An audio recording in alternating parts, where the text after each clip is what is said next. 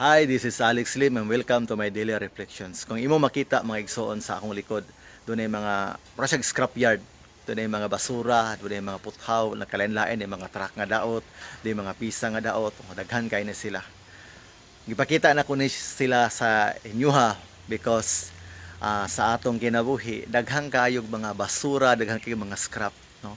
Sa atong kinabuhi nga dili na angay sa atong kinabuhi apan ato gyapong gitaguan, ato gyapong gidaladala bisan asa ta paingon. So karong hapon na mga igsoon, ang message nga i-share sa inyo ha nga kinahanglan i-sort nato, no? Tan-aw nato ang mga butang nga nasa atong kinabuhi. Asa yung mga butang ani nga magamit pa nato, makapa-improve nato, o sa mga butang ani nga magamit nato to move closer to our dreams, closer to our God, and mas maging happy ta, no? Tanaw nimo daghang kayo. And then isa pa, brothers sisters in Christ, tanaw nimo murag walay bili, walay value. Pero kung imuhan ng i-repair, imuhan ng ayohon, mga igsoon, dako pa kay na siya value. Millions, thousands pa ang value aning mga butanga.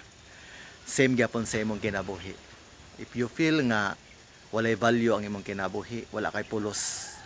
If you feel nga dako na kay kagsala, wala kay hinungdan nga tao, I want you to know nga sa mata sa Ginoo, dako kag value igsoon. Kaya pa kang i-repair sa Ginoo.